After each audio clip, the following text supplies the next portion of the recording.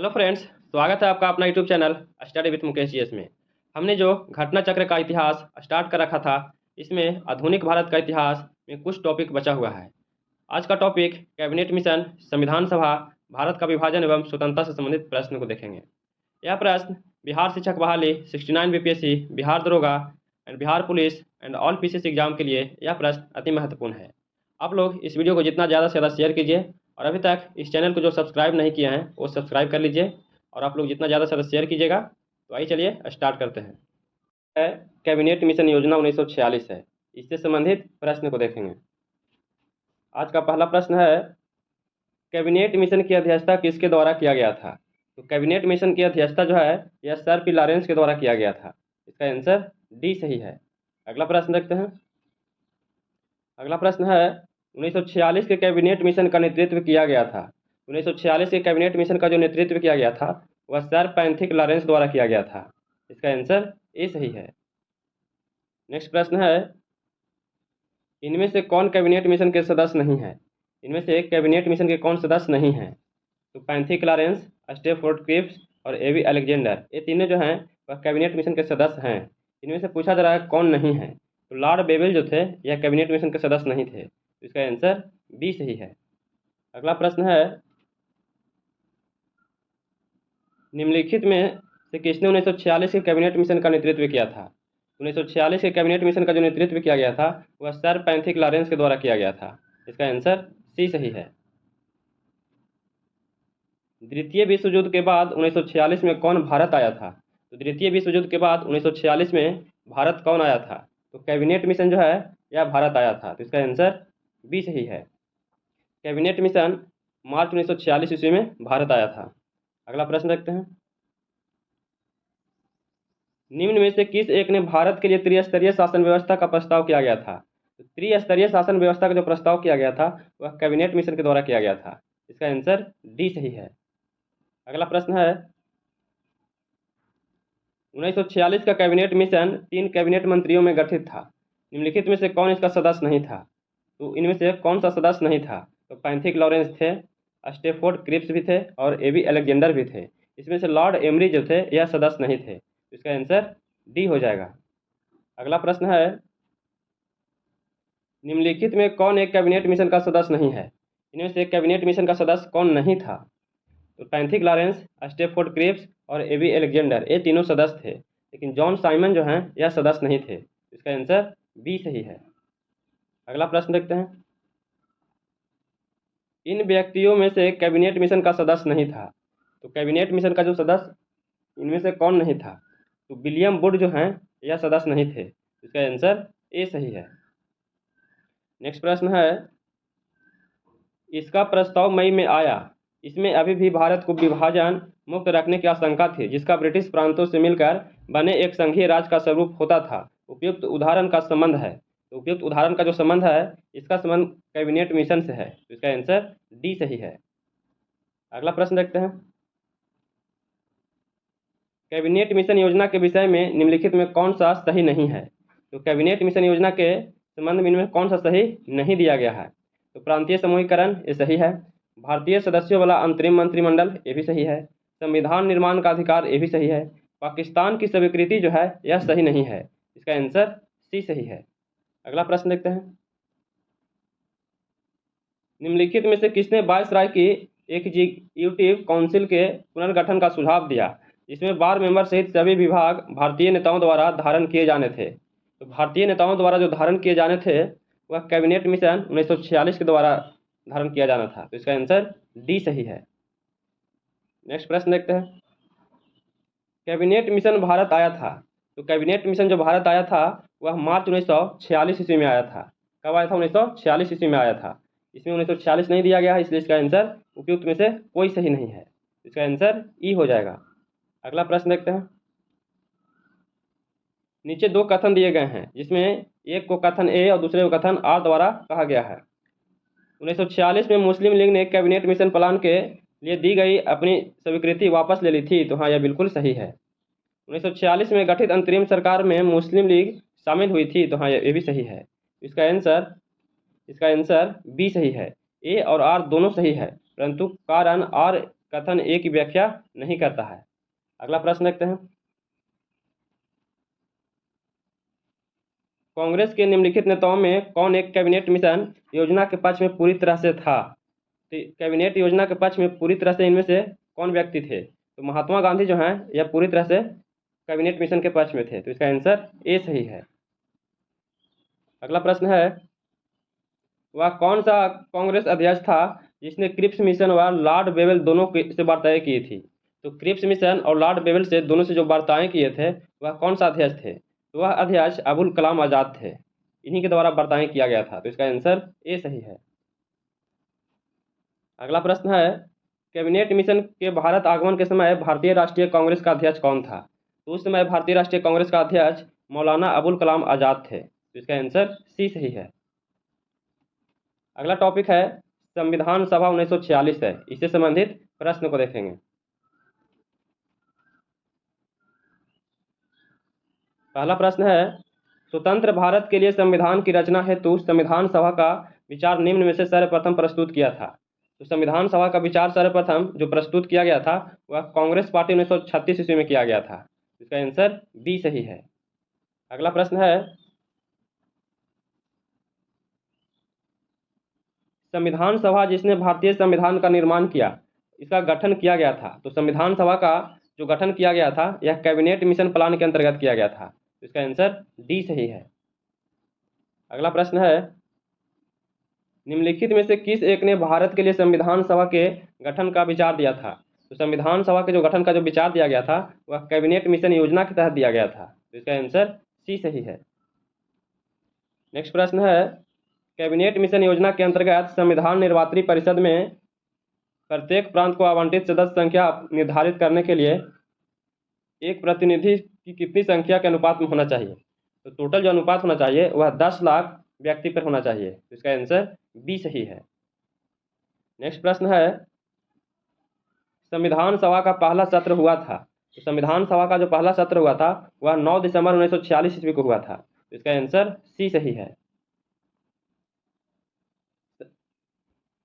संविधान सभा की पहली बैठक 9 दिसंबर 1946 को दिल्ली में आरंभ हुआ था। 2 दिन के बाद 11 दिसंबर को डॉक्टर राजेंद्र प्रसाद को अपना अस्थायी अध्यक्ष चुन लिया गया था। अगला प्रश्न देखते हैं, इनमें से कौन भारतीय संविधान सभा का अध्यक्ष था? तो भारतीय संविधान सभा का जो अध्यक्ष था वह डॉक्टर राजेंद्र प्रसाद थे, इसका आंसर ए सही है। अगला प्रश्न है, भारतीय उपनिवेश के लिए प्रभुसत्ता संपन्न संविधान सभा के प्रथम अध्यक्ष कौन थे? इसका प्रथम अध्यक्ष किन्हें चुना गया था?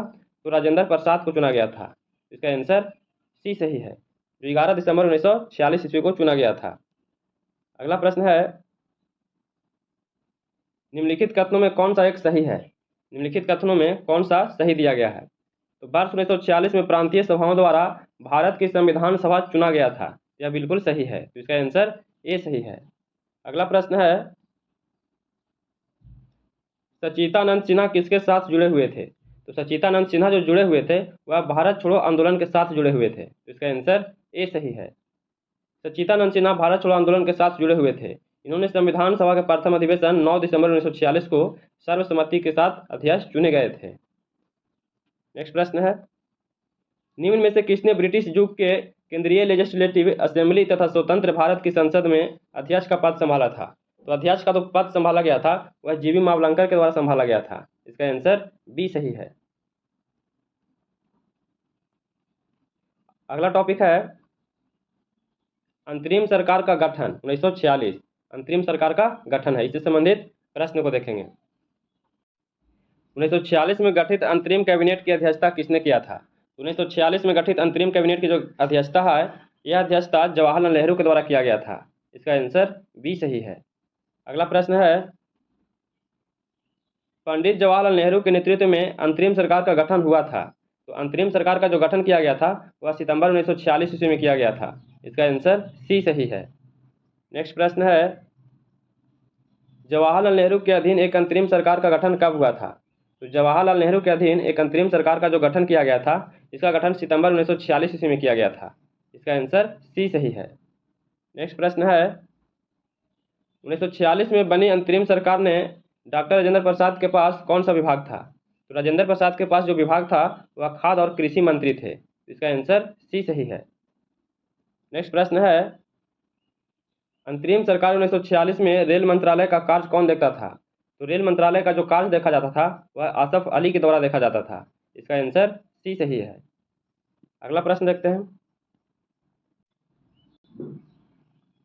जब 1946 में भारतीय मुस्लिम लीग को अंतरिम सरकार में सम्मिलित किया गया तब लियाकत अली खां को कौन सा विभाग सौंपा गया था?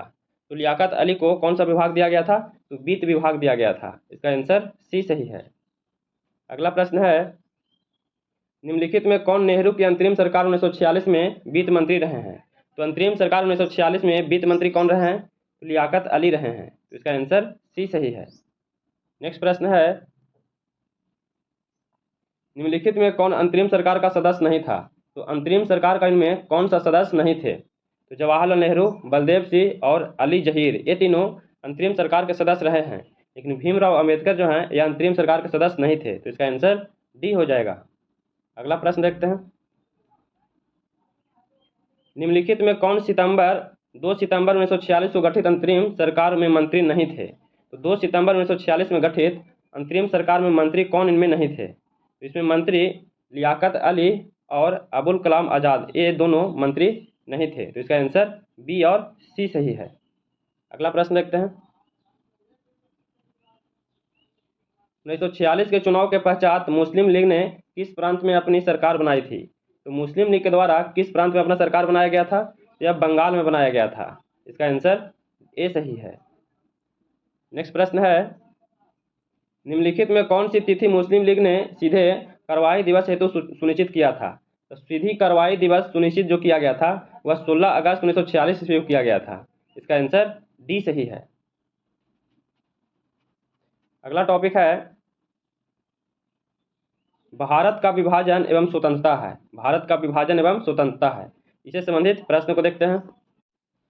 जब भारत को स्वतंत्रता प्राप्त हुई थी तो यूके में निम्न में से किस पार्टी की सत्ता थी?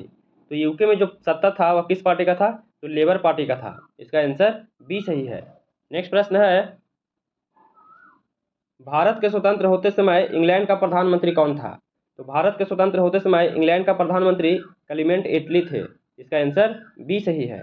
नेक्स्ट प्रश्न है, ब्रिटिश सरकार ने जून 1948 तक भारत छोड़ने की घोषणा किए थे। तो भारत छोड़ने की जो घोषणा कब तक किया गया था? तो फरवरी 1947 तक किया गया था। इसका आंसर बी सही है। नेक्स्ट प्रश्न है, लॉर्ड माउंटबेटन वायसराय के रूप में भारत आए थे। तो लॉर्ड माउंटबेटन वायसराय के रूप में जो भारत आए थे, भारत को संयुक्त रखने की विशेष हिदायत के साथ आए थे। इसका आंसर बी सही है। अगला प्रश्न है, कौन सी योजना भारतीय स्वतंत्रता का आधार बना है? तो भारतीय स्वतंत्रता का जो आधार बना है वह माउंटबेटन योजना बना है। तो इसका आंसर सी सही है। नेक्स्ट प्रश्न है, माउंटबेटन योजना आधार बनी है। तो माउंटबेटन योजना जो आधार बना है यह आधार सत्ता के हस्तांतरण के लिए और देश के विभाजन के लिए बना है। तो इसका आंसर बी और सी सही है। अगला प्रश्न देखते हैं, भारतीय स्वतंत्रता अधिनियम the Indian independent act British संसद द्वारा पारित कब किया गया था? तो भारतीय स्वतंत्रता अधिनियम या संसद में कब पारित किया गया था? तो जुलाई 1947 ईस्वी में पारित किया गया था। इसका आंसर बी सही है। अगला प्रश्न है, भारतीय स्वतंत्रता अधिनियम 1947 प्रभावी हुआ था। तो भारतीय स्वतंत्रता अधिनियम 1947 जो प्रभावी हुआ था वह 18 जुलाई 1947 को हुआ था। तो इसका आंसर सी सही है। नेक्स्ट प्रश्न है, भारतीयों को वर्ष 1947 में सार्वभौम सत्ता सौंपने की योजना निम्न में से किस नाम से जाना जाता है?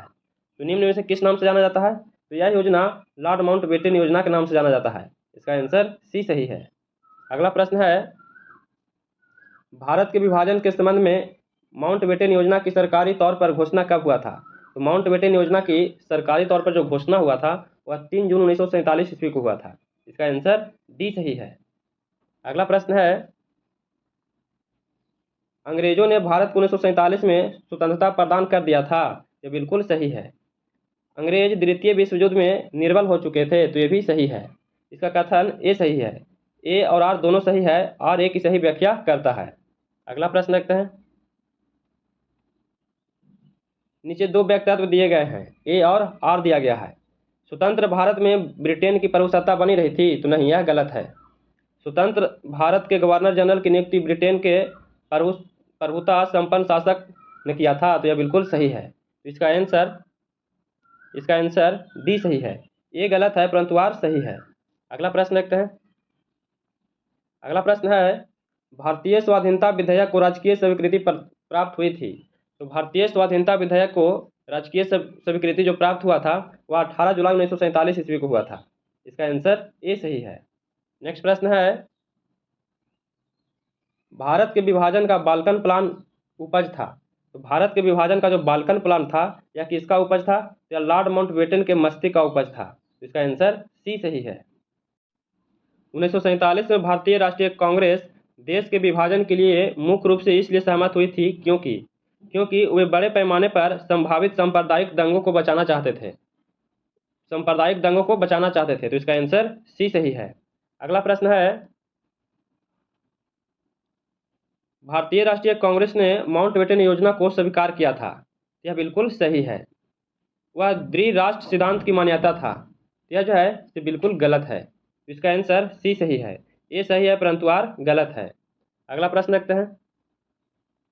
अगला प्रश्न है, भारत के विभाजन के विकल्प के रूप में गांधी जी ने माउंटबेटन को सुझाया था। तो गांधी जी ने माउंटबेटन को जो सुझाव दिया था वह जिन्ना को सरकार बनाने के लिए आमंत्रित करे। तो इसका आंसर बी सही है। अगला प्रश्न है, रेड क्लिफ समिति किस लिए नियुक्त किया गया था? तो रेड क्लिफ समिति जो है यह किस लिए नियुक्त किया गया था? तो भारत और पाकिस्तान के बीच सीमाओं को निर्धारण करने के लिए किया गया था। इसका आंसर सी सही है। अगला प्रश्न है, भारत विभाजन के संदर्भ में 1947 में नियुक्त सीमा आयोग की अध्यक्षता किसने किया था? तो 1947 में नियुक्त सीमा आयोग की अध्यक्षता रेड क्लिफ के द्वारा किया गया था। इसका आंसर बी सही है। अगला प्रश्न है, भारत के विभाजन को टालने का अंतिम अवसर समाप्त हो गया था। तो भारत के विभाजन को टालने का अंतिम अवसर जो समाप्त हुआ था वह कैबिनेट मिशन को अस्वीकार करने के साथ हुआ था। इसका आंसर सी सही है। अगला प्रश्न है, 15 जून 1947 को कांग्रेस के दिल्ली अधिवेशन में भारत के विभाजन का प्रस्ताव स्वीकार हुआ। इस अधिवेशन की अध्यक्षता कौन कर रहे थे? इसका अध्यक्षता आचार्य JV कृपलानी के द्वारा किया जा रहा था। इसका आंसर सी सही है। नेक्स्ट प्रश्न है,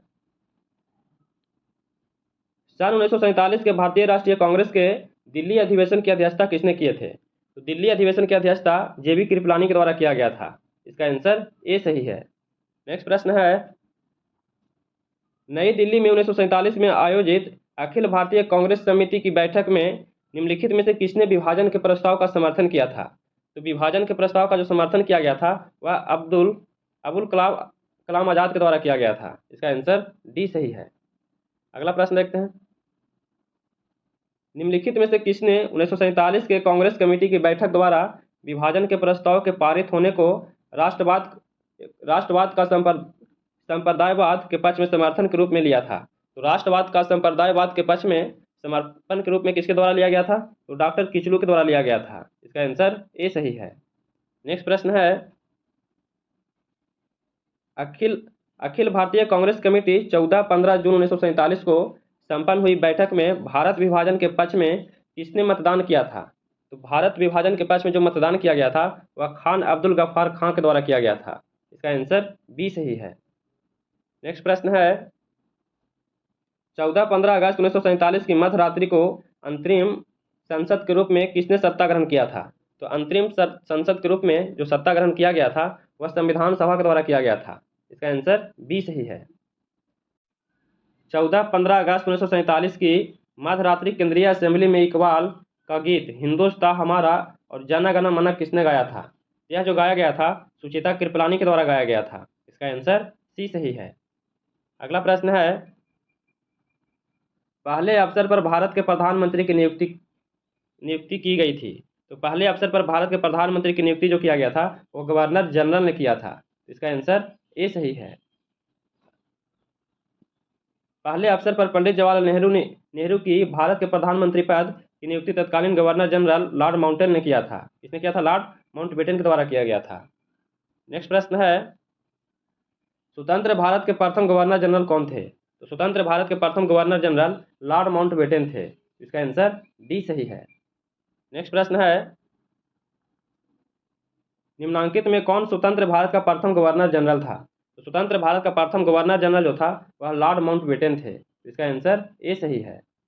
नेक्स्ट प्रश्न है, स्वतंत्र भारत का अंतिम गवर्नर जनरल कौन था? तो स्वतंत्र भारत का अंतिम गवर्नर जनरल श्री राजगोपालचारी थे। इसका आंसर ए सही है। नेक्स्ट प्रश्न है, स्वतंत्र भारत के पहले भारतीय गवर्नर जनरल कौन थे? तो स्वतंत्र भारत के पहले भारतीय गवर्नर जनरल राजगोपालचारी थे। इसका आंसर ए सही है। नेक्स्ट प्रश्न है, भारत के प्रथम एवं अंतिम भारतीय गवर्नर जनरल कौन थे? तो भारत के प्रथम एवं अंतिम भारतीय गवर्नर जनरल श्री राजगोपालचारी थे। तो इसका आंसर सी सही है। नेक्स्ट प्रश्न है, भारत का अंतिम वायसराय था। तो भारत का जो अंतिम वायसराय था वह लॉर्ड माउंटबेटन थे। तो इसका आंसर बी सही है। अगला प्रश्न है, स्वतंत्र भारत के प्रथम विधि मंत्री कौन थे? तो स्वतंत्र भारत के प्रथम विधि मंत्री बी आर अम्बेडकर थे। तो इसका आंसर बी सही है। स्वतंत्र भारत के प्रथम विधि मंत्री बी आर अम्बेडकर थे। स्वतंत्रता के समय महात्मा गांधी की सलाह पर उन्हें केंद्रीय विधि मंत्री का पद संभालने को न्योता दिया गया था।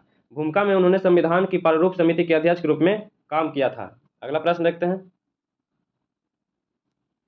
बिल्कुल प्रारंभ से भारत के राष्ट्रपति के पद पर आसीन व्यक्तियों का निम्नलिखित में कौन सा एक सही क्रम है? इनमें से कौन सा एक सही क्रम है? तो सबसे पहले राजेंद्र प्रसाद को बनाया गया था, फिर एस राधाकृष्णन को बनाया गया था, फिर जाकिर हुसैन को बनाया गया था, इसके बाद बीबी गिरी को बनाया गया था। तो इसका आंसर इस प्रकार से इसका आंसर डी सही है। अगला प्रश्न देखते हैं, लॉर्ड माउंटबेटन की अध्यक्षता में बनी विभाजन परिषद में भारतीय राष्ट्रीय कांग्रेस का प्रतिनिधित्व किया था। तो भारतीय राष्ट्रीय कांग्रेस का जो प्रतिनिधित्व किया गया था, इसका प्रतिनिधित्व किसके द्वारा किया गया था? तो यह जवाहरलाल नेहरू के द्वारा किया गया था और सरदार वल्लभ भाई पटेल के द्वारा किया गया था। इसका आंसर बी सही है। 2 और 3 सही है। अगला प्रश्न देखते हैं, माउंटबेटन योजना जून 1947 ने निम्नलिखित में से किन किन प्रांतों में लोक निर्यात संस्तुति की गई थी? लोक निर्यात जो संतुष्टि किया गया था, संस्तुति, यह सिंध में किया गया था, बलूचिस्तान में किया गया था और उत्तर पश्चिम सीमांत में किया गया था। इसका आंसर डी सही है। उपयुक्त में से सभी में किया गया था। अगला प्रश्न देखते हैं, भारत के विभाजन के समय भारतीय राष्ट्रीय कांग्रेस के अध्यक्ष कौन थे? तो भारत के विभाजन के समय भारतीय राष्ट्रीय कांग्रेस के जो अध्यक्ष थे वह जेवी कृपलानी थे। इसका आंसर बी सही है। अगला प्रश्न है,